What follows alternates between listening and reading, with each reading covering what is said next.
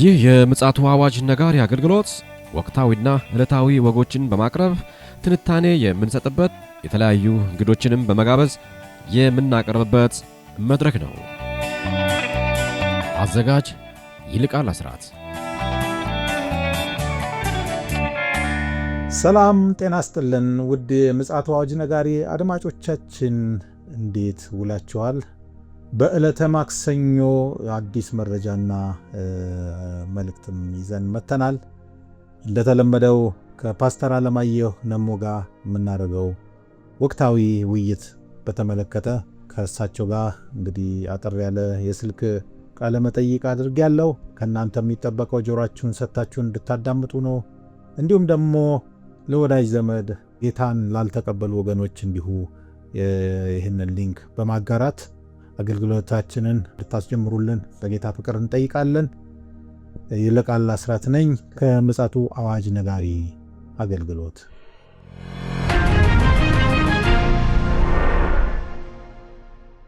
እንዴት ዋልክ ፓስተር? እግዚአብሔር ይመስገን። እንደምን ዋልክ? እግዚአብሔር ይመስገን። እጅግ በጣም ወቅታዊ አንገብጋቢ ጉዳይ እጅ ላይ እንዳላቃለሁ። በተለይ ደግሞ በዚህ በማይክሮቺፕስ ጉዳይ ላይ መረጃን ይዘ ብቅ ብለሃል። ምንድን ነው ይሄ ጉዳይ የሚለውን ደግሞ በቀጣይ የምንጫወት ይሆናል። እንግዲህ ይሄ ጉዳይ በጣም የብዙዎቻችን ጥያቄ እንደሆነ አውቃለሁ። በርካቶችም እንዲሁ በአስተያየት መስጫ ላይ ስለዚህ ጉዳይ የምታውቁትን ንገሩን ብላችሁ አስተያየት የምትሰጡ ወገኖች እንዳላችሁ አውቃለሁ። ስለዚህ እንግዲህ በዚህ ጉዳይ ላይ ፓስተር ወቅታዊ መረጃ ይዞ መጥቶልናል። እንግዲህ መልካም ጊዜ እንዲሆንልን እመኛለሁ። ምንድን ነው እስኪ ይሄ ጉዳይ ፓስተር? ምንድነው መሰለህ አሁን በዓለም ላይ እየተሰማ ያለ ዜና ነው። በቅርብ እየተሰራጨ ያለ ነው። እንግዲህ ይሄ ማይክሮቺፕስ ጉዳይ በ1998 ዓመተ ምህረት የተጀመረ ጉዳይ ነው። በ1998 ነው። ይኸውም በዩናይትድ ኪንግደም እና በአውሮፓ ነበረ እንቅስቃሴ የነበረው እና ይሄ ነገር አሁን ምንድነው እየሰፋ እየጠነከረ ሄዶ በተለይም ደግሞ በአውሮፓ በተደረገው ጥናት በ4,000 ሰዎች ላይ ጥናት ተደርጎ 51 በመቶዎቹ ለቺፕሱን ለመቀበል ፈቃደኞች ናቸው። እኔ ዛሬ ልነግርህ የፈለኩት ይህን ሲሆን አንዳንድ ሀገሮች ሰራተኞች ቺፕስ ሳይቀበርባቸው አንቀጥር ማለታቸው ነው። አንገብጋቢው ጉዳይ። አዎ እንግዲህ ሰራተኛ ሲቀጠር ምንድነው ቺፕስ ይቀበርለታል ማለት ነው። እና ቺፕስ ካልተቀበረበት ሰራተኛውን መቅጠር እንደማይፈልጉ ነው። እንግዲህ ይሄ የቺፕስ ጉዳይ አሳሳቢ ነው። የሩዝ ፍሬ ነው የምታክለው ቺፕሷ። ስለዚህ እነዚህን ቺፕሶች በሰዎች እጅ ላይ ወይም ደግሞ ግንባር ላይ በመትከል አገልግሎት እንዲያገኙ ማድረግ የሚያስችል ስራ በብዙ ሀገሮች አሁን እየተስፋፋ መጥቷል። የሚገርም ነው። አዎ እየተስፋፋ መጥቷል። እስካሁን እንኳን በትክክል መረጃቸው የተገኘ ወደ 200,000 ሰዎች ቺፕስ ተቀብሮባቸዋል። ይገርማል። እና ይሄ ደግሞ ምንድነው አሁን ከቅርቡ በኋላ ወደ 2 ሚሊዮን ድረስ እንደሚደርስ ከዛም እንደሚያልፍ ነው እየተነገረ ያለው። እንግዲህ ይሄንን ቺፕስ በቻይናና በጃፓን በደቡብ ኮሪያ ከፍተኛ ፍላጎት እንዳለ ታውቋል። እና በእነዚህ ሀገሮች ያለው ፍላጎት ምንድነው በተለይ አሁን ሚስጥር አድርገው ስለያዙት ነው እንጂ በቻይናና በጃፓን በደቡብ ኮሪያ ያሉ አንዳንድ ፋክተሪዎች የመንግስት ትልልቅ ካምፓኒዎች ሰራተኞቻቸው ውስጥ ቺፕስ እንዲቀበር ይፈልጋሉ። ይሄም የሚፈልጉበት ምክንያት ምንድነው? ሰራተኞቻቸውን ለመቆጣጠር ነው። ለመቆጣጠር ስለ ስራ በሰዓቱ ገብቷል አልገባም ስራውን በትክክል ፈጽሟል ወይ አልፈጸመም ብሎ ለመቆጣጠር እንዲያመች ነው። ምክንያቱም ቺፕሱ ቀጥታ የማይክሮ ቺፕሱ የሚናበበው ከኮምፒውተር ጋር ነው። መላ እንቅስቃሴህን ነው የሚቆጣጠረው። ብሬኖሽን ማድረግም ይችላሉ። በቻይና አሁን ለሕክምና መረጃን የተለያየ መረጃዎችን ለመያዝ ቺፕስ መቀበር ተጀምሯል። አሁን እኔ ስነግርህ እንዲቀለል አድርጌ ስለምነግርህ ነው እንጂ ነገሩ በጣም አስጊ ነው። በስዊድን እና ኔዘርላንድ ደግሞ ባቡር ለመሳፈር እና ምግብ ለመግዛት እና ወደ መስሪያ ቤት ለመግባት መጠቀሚያ ሆኗል። ሰንበትበት ቢልም ሰንበትበት ያለ አይደለም። አሁን የከረንት ኢሹ ነው። ምክንያቱም መጀመሪያ ላይ ትንሽ ሰው ነው የሚጀምረው። ይህንን ነገር ስታቅ ትንሽ ሰው ሲጀምር ወሬ ይሆንና ይቆማል። ግን 100 ሺዎች ውስጥ 200 ሺዎች ውስጥ ሲገባ አለርት ነው የምትሆነው። ስለዚህ አሁን ምንድነው በስዊድን ባቡር ለመሳፈር ምግብ ለመግዛት ባቡር ለመሳፈርም ሆነ መስሪያ ቤት ስትገባ ቺፕስ ከሌላ አትገባም ማለት ነው። ስለዚህ ይሄን ጉዳይ ምንድነው እያሰፉት ነው የመጡት ሲባል በስነ ስርዓት እየሰፋ በመምጣቱ ምክንያት አሳሳቢ ሆኗልና እንግዲህ በዓለም ላይ እስካሁን ወደ ከዚህ በፊት የነበረው መረጃ 200,000 ገደማ ነበረ። እስካሁን ወደ 2 ሚሊዮን ሰዎች ተቀብሎላቸዋል እና እየተጠቀሙ መሆኑን ታውቋል። እንዲሁም ደግሞ ግን በአሜሪካ ደግሞ አንድ ስቴቷን ማግኘት አልቻልኩም፣ ግን አንድ ስቴት ይህንን በስቴቷ ውስጥ እንዳይሰራ በሕግ አግዳለች። ታስታውስ ከሆነ ምናልባት እናንተም ዘግባችሁታል። ከ2025 እስከ 2026 ሙሉ ለሙሉ ተግባራዊ ለማድረግ ታስቦ እየተሰራ ያለ ጉዳይ ነው። ገብቷል? ታስቦ እየተሰራ ያለ ጉዳይ ነው። የአሜሪካ ይህንን አጽድቃ እንደነበረ ይታወቃል። 2026 ሙሉ ለሙሉ እንዲደረግ በወታደሮቿ ውስጥ አድርጋለች። ምክንያቱም መሰለ ወታደሩ ሲሞት ሲቆስል ለማወቅ ተብሎ ነው፣ ያለበትን ስፍራ ለማወቅ ተብሎ ነው። አሁን ብዙ ጊዜ አጋንንት ከሆነ ነገር ጋር እያያያዘ ነው። በቃ ቀለል እንዲልስ ነው ተብሎ ነው የሚታሰበው። ነገር ግን ምንድነው ከጀርባው ያለው የአውሬው አሰራር ምንድነው የሚያደርገው? ጊዜው እስኪደርስ ድረስ እንድትለምደው ነው። ጊዜው ሲደርስ በቀላሉ እንድትቀበል ለማድረግ ነው።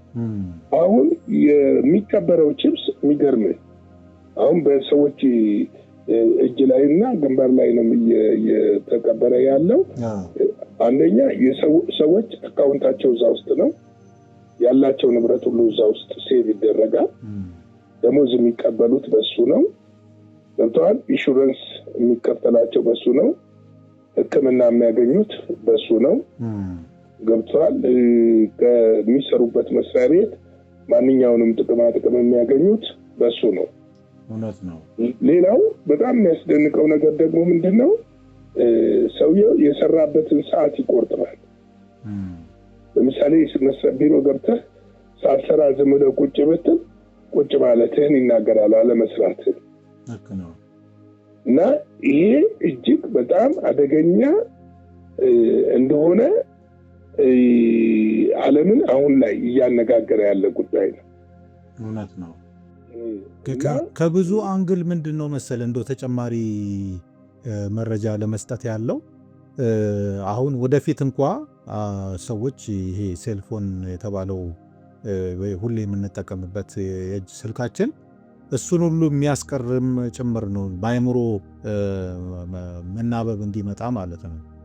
በሲግናል ስለሆነ ፍሪኩዌንሲ ስለሆነ የትም ዓለም ላይ መገናኘት ይችላሉ ማለት ነው። ኢንተርኔት ባለበት ቦታ ላይ ደግሞ እንደገና እንደው የሚገርመ ደግሞ እንደው እንደ ተጨማሪ መረጃ ይሄንን ቴክኖሎጂ ክሬት ያደረገው ሰው እንግዲህ ያው ማግኘት ይችላሉ፣ ዩቲዩብ ላይም አለ። እኔ ለዚህ ዓላማ አይደለም ይሄንን ቴክኖሎጂ ፈጠርኩት ብሎ በጸጸት ሲናገርና ዳግም እንደተወለደም የሚያመላክት መረጃም ጭምር አለና ነገርየው በጣም አስገራሚ ነው። እንደ ተጨማሪ መረጃ ለማከል ያህል ነው። ጥሩ ነው ወንድሜ ይልቃል። አሁን ግን ምንድነው መሰለህ አንዳንድ ድርጅቶች ትልልቅ ካምፓኒዎች ናቸው። ምንድነው የካምፓኒዎቹ ስም መግለጽ አልተፈለገም፣ ግን አስገዳጅ አድርገውታል። ለምሳሌ ቺፕሱ የማትቀበል ከሆነ ከስራ ትባረራለህ። ያው አንዱ አማዞን የተባለው ኦርጋናይዜሽን ነው አንዱ። እና ከስራ ትባረራለህ። ከስራ መባረር ብቻ አይደለም፣ ከድርጅቱ ታገኝ የነበረውን ማንኛውም ጥቅማ ጥቅም እንዳታገኝ ትደረጋለህ። ይሄ አስገዳጅነት መጣ ማለት እየቀረብን ነው ማለት ነው። እውነት ነው። እየቀረብን ነው ስለ በደንብ እየቀረብን ነው። ሌላው ድርጅቶች ስራ ሲቀጥሩ የመጀመሪያ የሚያደርጉት ነገር ምንድነው? ለአንተ ደሞዝ፣ ጥቅማ ጥቅም፣ የተለያየ ነገር ሊከፍሉ የሚችሉት ቺፕሱ ሲቀበርብህ ብቻ ነው። እውነት ነው። እንግዲህ ወደፊት ምን እየሆነ ነው የሚሄደው? አስገዳጅ የሆነ የበለጠ ይመጣል ከአውሬው በፊት ማለት ነው። እውነት ነው። ሐሰተኛው ክርስቶስ ሲመጣ ዓለምን አንድ ከሚያደርግበት አንድ ገንዘብ፣ አንድ ሃይማኖት፣ አንድ ማህበረሰብ የሚለውን የሚቆጣጠርበት አንዱ ይሄ ነው። ቺፕሱ ከተቀበረበት አንድ ሰው አሜሪካ ሆኖ አንተን መቆጣጠር ይችላል። የትም ማምለጥ አትችልም። የትም መሰወር አትችልም። የትም መደበቅ አትችልም። ስለዚህ ነው እኮ የአውሬው ቁጥርና ምልክት የሌለባቸው የመግዛትም የመሸጥም ምን የላቸውም፣ ፍቃድ የላቸውም። የአውሬውን ቁጥር ስታደርግ ግን ትገዛለህ፣ ትሸጣለህ፣ የሚያስፈልግህን ነገር ታገኛለህ። አሁን እኛ ባለፈው ስለ ክሪፕቶ ከረንሲ ዘግበን ነበረ። ይሄ ደግሞ ምንድነው? ያለህን ሀብት ሁሉ በምንድነው ይዘህ የምትሄደው? ወይ ግንባር ውስጥ ነው ወይ እጅ ውስጥ ነው። ይገርማል። ገብቶሃል? ስለዚህ አሁን አንዳንድ አገሮች ጥያቄ እያነሱ ነው ላለመቀበል። አሜሪካ ውስጥም አሁን አንዳንድ ስቴቶች ጥያቄ እያነሱ ነው ላለመቀበል። ግን ምንድነው አሁን ካምፓኒዎች፣ ፋብሪካዎች በሊበራሊዝም አስተሳሰብ የራሳቸው መብት አላቸው ተብሎ ስለሚታሰብ ይህንን ካላደረጉ አልቀበልም ካለ መብቱ ነው የሚል አይነት አስተሳሰብ ስላለ በዛ አስተሳሰብ ትውልዱን ምን እያደረጉት ነው? እያለማመዱት ነው። እውነት ነው። ስለዚህ ይሄ ነገር አሁን ምን መሰለህ ወንድሜ ይልቃል፣ እኛ ቀለል አድርገን እንይዘዋለን እናየዋለን፣ ግን ነገ እኛ ሀገር ይመጣል። ይህንን አትጠራጠር። እውነት ነው። እኛ ሀገር ሲመጣ ደግሞ ምን መልክ ይዞ ነው የሚመጣው የሚለውን ነገር ማወቅ መቻል አለብን። እውነት ነው። ስለዚህ አሁን አጥብቀን ወደ እግዚአብሔር የምንጮህበት የእግዚአብሔርን ፊት የምንፈልግበት ሰዓት እንደደረሰ እየተመለከትን ነው ያለነው። ምክንያቱም ለጌታ ኢየሱስ ክርስቶስ ምጽአት መቅረብን የሚያመለክቱ ነገሮች ከጦርነቶቹ፣ ከዚህ ከመሬት መናወጡ፣ ከኢኮኖሚው ረብሻው፣ ከነዚህ ውጪ አንዱ እነዚህ ምልክቶች ኖርማላይዝድ እየሆኑ ይመጣሉ። ኖርማል እየሆነ ይመጣል። ስለዚህ ወደፊት ምን ብለህ ነው የምታስበው? በቀበለው ምን ችግር አለ የሚለውን ነው። ፖዚቲቭ ነገር ምን ፖዚቲቭ ነገር በቀበለው ምን ችግር አለ ብለህ ልትወጣው ጀስት አውሬው ዳይሬክት ያንን ኮንትሮል ያደርገዋል ማለት ነው። አንተ የተቀበልከውን ነገር ኮንትሮል ያደርገዋል። መቃወምም ወይም ደግሞ የሆነ ነገር ማድረግ አትችልም። ስለማትችል እንግዲህ ምን ነው ምለው እኔ እግዚአብሔር ይርዳን ነው ምለው። እውነት ለመናገር ፓስተር ያው ወደ መልእክት ከመሄድ በፊት ምናልባት አንዳንድ አድማጮች ዘንድ ብዥታ እንዳይፈጠር እኛ የቴክኖሎጂ ጠል አመለካከት የለንም። ምክንያቱም ቴክኖሎጂን ነው እኛ እየተጠቀመን አድማጮችም ጋር መልእክቶቻችንም እያደረሰን ያለ ነው። ይሄ ላይፍ ስታይላችን ወይ ደግሞ ይሄ የየዕለት ኑሯችንን የምናከናውነው አሁን ባለው ቴክኖሎጂ ነው እውነት ለመናገር። ነገር ግን ፓስተር እያለን ያለው መጽሐፍ ቅዱሳዊ ይሄ በዮሐንስ ራእይ ምዕራፍ 13 ላይ ያለው የአውሬው ቁጥር ምክንያቱም አይምሮ ያለው ቁጥሩን ይቁጠረው ስለሚል ይሄንን ነው እንግዲህ እያስረዳን ያለው። በተጨባጭ መሬት ሊረግጥ ጥቂት ጊዜ እንደቀረው እያመላከተን ስለሆነ ይሄ በዚህ መልኩ እንድትረዱን እንደው ለማሳሰብ ያህል ነው። ፓስተር መቀጠል ይችላል። እሺ እንግዲህ ምንድነው መሰለህ አሁን እኔ ዋናው እንድናውቅ ያስፈለገበት ምክንያትና እኔ መናገር የፈለኩበት ምክንያት ይሄ ዘመን ምን ያህል ጥንቃቄ ማድረግ እንዳለብን እንድናውቅ ነው። እውነት ነው። ዘመኑን መንፈሶች ሁሉ እንድንመረምር የሚያስፈልግ ነገር እንደሆነ ልናውቅ ያስፈልጋል። ቴክኖሎጂ ጠል አይደለንም፣ ግን አውሬው ከሚጠቀምባቸው ዋና መንገዶች አንዱ ቴክኖሎጂ ነው የሚጠቀመው። ምክንያቱም ዓለምን በአንድ እንዴት ኮንትሮል ማድረግ ይችላል ብለህ ስትመለከት በእንደዚህ አይነት መልኩ ነው ኮንትሮል ማድረግ የሚችለው። እውነት ነው። ስለዚህ ይሄንን ኮንትሮል የማድረጊያ መንገዶችን በደንብ ልናውቅና ልንረዳ ልንጸልይ ስለሚገባን ነው። እውነት ነው። እና አሁን ጅማሬውን ምልክቶቹን እያየን ነው። ምልክቶቹን እየተመለከትን ነው። ስለዚህ ይህን ምልክት የምንመለከታቸው ምልክቶች ፍጻሜያቸው ምንድነው የሚለውን ደግሞ በደንብ ማሰብ ይገባናል። ለምንድን ነው አሁን ለምሳሌ አንዳንድ ሀገሮች አንቀበልም ብለዋል። አሜሪካ ውስጥ እንኳን አንዳንድ ክርስቲያን ማጆሪቲ የሚያደርግባቸው ስቴቶች ይሄን ጉዳይ አንቀበልም ብለዋል። እና ማለትም የስቴቶቹ ሴኔቶችና ምክር ቤቶች ይህንን ጉዳይ እንደማይቀበሉ አሳውቀዋል። ለምንድን ነው ይሄን የሆነበት ስንል ከበስተጀርባ ያለውን ነገር በደንብ እየተረዱት ስለመጡ ነው። ከበስተጀርባ ያለውን ነገር በደንብ እያወቁት ስለመጡ ነው። ስለዚህ ይሄን ነገር በደንብ እኛም ተረተን ተገንዝበን አሁን አውሬው ተከስቷል ማለት አይደለም። እውነት ነው። የአውሬው ቁጥር ተከስቷል ማለት አይደለም። አሁን ነገር ግን ይሄ ልምምድ ነውና ሰይጣን ሁሉ ጊዜ ወደ ቤተክርስቲያኑ ሾልኮ የሚገባው የሆነ ነገር እያለማመደ ነው። ኖርማላይዝድ እያደረገው እየለመድነው ከለመነው በኋላ ገብቷቸዋል ለመቀበል አይቸገሩም።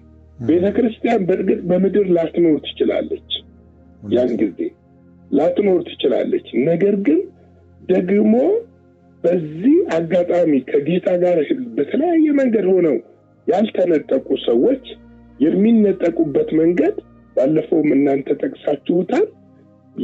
የሚነጠቁ በመስዋዕት ነው። ሁለተኛው ንጥቀት መስዋዕት ነው። ይሄን ትቀበላለህ አትቀበልም ነው። ካልተቀበልክ ትሰዋለህ።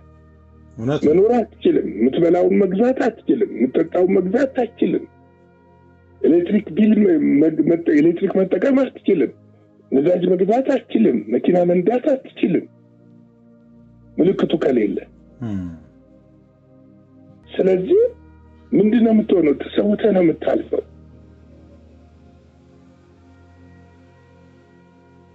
እና ይሄንን አሁን ገብቶ አሁን ተረተን ነገር ግን በጸሎት በመልጃ ከእግዚአብሔር ጋር በመጣበቅ ሕይወታችን እሱ በሚመጣበት ሰዓት በክብር በደመና ለመነጠቅ እንዘጋጅ።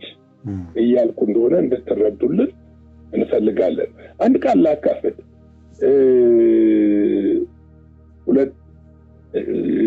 አንደኛ ጢሞቴዎስ ምዕራፍ 5 ቁጥር 5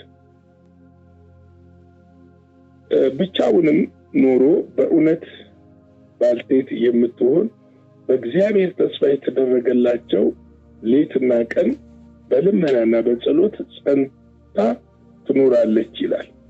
እኔ የምፈልገው ቃል ምንድነው? በልመናና በጸሎት ጸንቶ መኖር፣ ከእግዚአብሔር ጋር በተጣበቀ ህይወት መኖር። ስለ ባልቴቶች ነው የሚያስበው። ባል ስለሌላቸው ሴቶች ነው ይሄ ክፍል የሚናገረው። በእግዚአብሔር ተስፋ ስላደረጉ፣ ለኛ ደግሞ ለቤተ ክርስቲያን ሙሽራዋ ማን ነው? ክርስቶስ ነው። ክርስቶስን ደግሞ የምንጠብቀው በምንድነው? በእግዚአብሔር በተሰጠን ተስፋ ነው። እርሱ በሰጠን ተስፋ ሌት ተቀን በልመና በጸሎት ጸንተን መኖር ስንችል ነው። ለዚህ እኮ ነው ባለፈው ጢሞቴዎስ ላይ የተወሰነ ነገር ምዕራፍ 3 ላይ ቁጥር 1 ጀምሮ አንድ ነገር መመልከት ጀምረን ነበረ። ታስታውሱ ከሆነ ባለፈው ተከታታይ ስንካፈል በመጨረሻው ዘመን የሚያስጨንቅ ጊዜ ይመጣል የሚለው ይሄንን ነው። አእምሮአችሁ ልባችሁ ያልፈቀደውን የማታምኑበትን ነገር እንድትቀበሉ የምትገደዱበት፣ ካልተቀበላችሁ ደግሞ እንጀራ የሚባል ነገር የማታገኙበት ነገር የመጣ ነው። ይሄንን ለምን መጣ አንልም። መጽሐፍ የተናገረው ነገር ምን ያህል እውነት እንደሆነ ምልክት እንደሆነ ልናውቅ ያስፈልጋል። ስለዚህ ይሄንን ምንድነው የምናደርገው? በጸሎት በመጋደል እግዚአብሔር ጋር በመጣበቅ ያለ ነቀፋ ሆነን የእሱን ትእዛዝ ጠብቀን ለእሱ ራሳችንን አሳልፈን ሰጥተን የምንኖርበት አንድ ነገር ወቁ። ሰይጣን ለማጥፋት 24 ሰዓት እየሰራ፣ እኛ ደግሞ እንደ በቀን ቢያንስ 1 ሰዓት 2 ሰዓት ወይም ደግሞ 30-45 ደቂቃ ብንጋደል ብዙዎችን ልናተርፍ ራሳችንንም ልናድን ከእንዲህ አይነት እየመጣ ካለው ጥፋትን ልናመልጥ እንችላለን ብዬ እላለሁ። እግዚአብሔር አምላክ አብዝቶ ይባርካችሁ። ተባረኩ። ላይክ፣ ሼር፣ ሰብስክራይብ ማድረጋችሁን አትዘንጉ። አገልግሎታችንን ስላላችሁ በፈቀዳችሁት ልባችሁ በሞላ ነገር ከኛ ጋር እንድትቆሙ እንድትደግፉን በጌታ ፍቅር ጠይቃለሁ።